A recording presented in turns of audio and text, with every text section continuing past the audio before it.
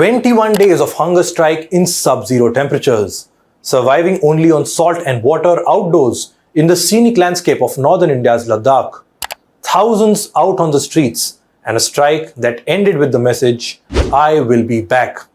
The man who inspired the movie Three Idiots is in the news, not for the film, but for his protest. Activist Sonam Wangchuk has been leading a protest against the Modi government. Thousands of Ladakhis are out protesting and backing Wangchuk. Wangchuk says he is reminding the Indian government of promises they made. From environment to statehood, the overarching demand is this: pay attention to Ladakh, its landscape, its representation, and most importantly, its people. So who is Sonam Wangchuk and what are the Ladakhis demanding? Hello and welcome to Simply Put. I am Shubham Chauhan. Let's get started.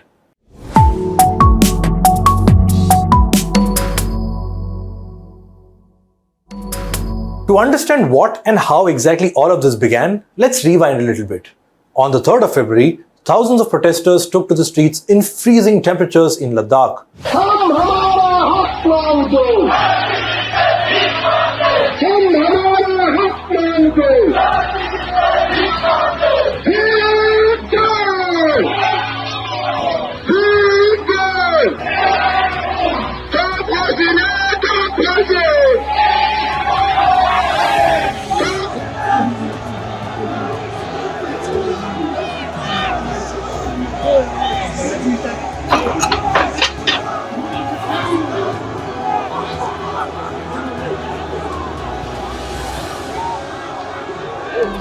Reportedly, both districts, that's Leh and Kargil, saw complete shutdown that day.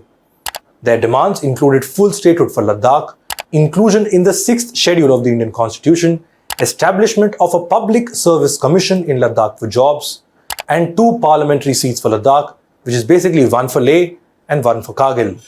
We'll explain these demands in a bit. Now, in the run-up to the Feb 3 protests and even after, representatives from Leh-based Apex body and Kargil Democratic Alliance held talks with the Union Home Ministry in New Delhi. These talks ultimately remained inconclusive. And on 6th March, activist Sonam Wangchuk began his hunger strike. Wangchuk is an engineer and education reformer from Ladakh. He is known for his innovative approaches in education and even credited for increasing the number of class 10 graduates from 5% to 75%. He won the Raman Magsaysay Award in 2018 for his reformative approach that helped several people. In fact, it was Wangchuk who inspired Amir Khan's character Funsuk Wangdu in the film Three Idiots. Now let's come back to the demands. Wangchuk points out the demands are essentially promises made by the BJP in their manifesto. What protesters are now doing is just reminding the government of their unfulfilled promises. To understand the first demand, which is statehood, here's some background which you need to know. In August 2019, the Modi government repealed Article 370. Article 370 provided a special status to the erstwhile state of Jammu and Kashmir. The abrogation of Article 370 led to the creation of 2 union territories. One was Jammu and Kashmir and the other was Ladakh. Ladakh's Leh, which is a Buddhist majority district, celebrated the move. Locals said a separate union territory meant the treatment they received from Kashmir-based parties or politicians wouldn't continue. They say Kashmiri politicians and parties did not pay enough attention to their needs. But this celebration was short-lived. You see, after August 2019, Ladakh became a union territory without a state assembly, unlike J&K, which got one. Basically, people in Ladakh did not get the power to elect their own local MLAs like in other union territories like Delhi or Puducherry, who would raise their issues. Previously, Ladakh had 4 members in the J&K assembly, 2 in the legislative council, a speaker, and 1 MP. After the abrogation, except for the MP, everything changed. Instead of MLAs or a chief minister, Ladakh has 2 elected councils at the moment, that too with reportedly limited powers. With Article 370 scrapped, the little authorities these councils have is overpowered by a lieutenant governor. An LG is an individual appointed by New Delhi by the centre government. All in all, a population of nearly 3 lakh people has 1 MP in parliament that represents them and 1 quote-unquote outsider who is governing Ladakh. Wangchuk claims, as a result, budgetary allocations for Ladakh are not being spent properly. He says an outsider like the LG cannot understand the nitty-gritties of Ladakh.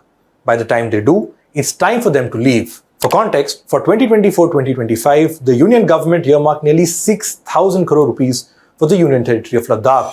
Some local leaders say only 10% of this is handed down to the local level councillors, and the LG is not able to spend the remaining portion properly. Which brings us to the second demand, inclusion of Ladakh in the 6th schedule of the Indian Constitution. Many say this is one of the most important demands by Ladakhis. The 6th schedule under Article 244 of the Constitution pertains to the administration of tribal areas. It provides for the formation of autonomous administrative regions called Autonomous District Councils or ADCs. These ADCs can make laws and rules regarding land, forest, water, agriculture, health, sanitation, village and town level policing, etc. Currently, tribal areas in northeastern states like Assam, Mizoram, Meghalaya and Tripura have these ADCs. Ladakhis say including them in the 6th schedule will help protect their region and their tribal culture. Remember, Ladakh has a sizable tribal population too. In 2019, the National Commission for Scheduled Tribes had recommended the Union government to include Ladakh in the 6th schedule. As per the NCST, total tribal population in Ladakh is more than 97%. In fact, Anurag Thakur, who was a union minister in 2020, had promised that the government would bring Ladakh under the 6th schedule. However, nothing has changed since then. Then there are concerns over environment and development. A new study by scientists found that 3 glacial lakes are likely to form around Parche Glacier in Ladakh due to rapid ice melt. The glacial melt is worrying as it not only increases chances of glacial lake outbursts, but can also lead to water shortage, glaciers being the region's primary source of water. Then there are infrastructure projects. Ladakh is one of the places in India that shares a border with China. Since 2020, situation at the Indo-China border has remained tense. As a result, India has been ramping up border infrastructure at the LAC like roads and bridges. Since 2019, Ladakh saw 750 kilometers of roads constructed or upgraded. Meanwhile, Wangchuk claimed 20,000 acres of grazing land was taken by industrialists to set up their solar plants. He added that they do not want solar energy at the cost of their people's livelihood and dislocation. And then there is the demand for a public service commission for government jobs. You see, before 2019, a resident of Ladakh could apply for a high-ranking government post thanks to the Jammu and Kashmir Public Service Commission. But once Ladakh was carved out as a separate union territory, it was left without a public service commission of its own. And the process to apply and get a government job got complicated. Soon enough, unemployment in Ladakh shot up. In 2022, Ladakh's LG R.K. Mathur said that since Ladakh became a separate union territory in August 2019, only 1,761 jobs were provided. A government survey in 2023 revealed as many as 26.5% graduates in Ladakh are unemployed.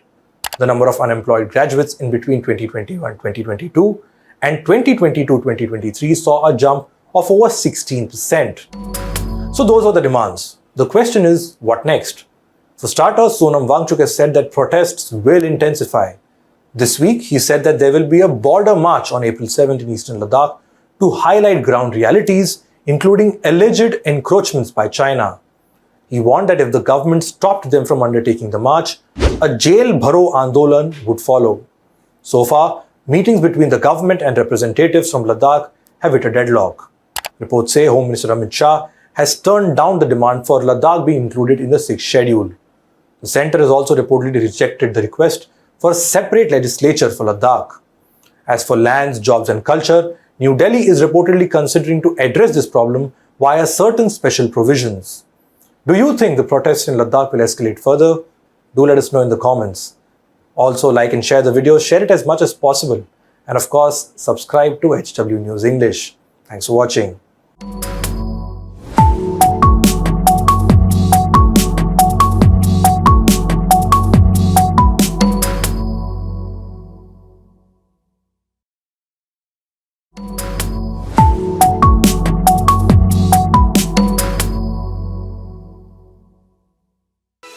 Stay ahead with our cutting-edge news app.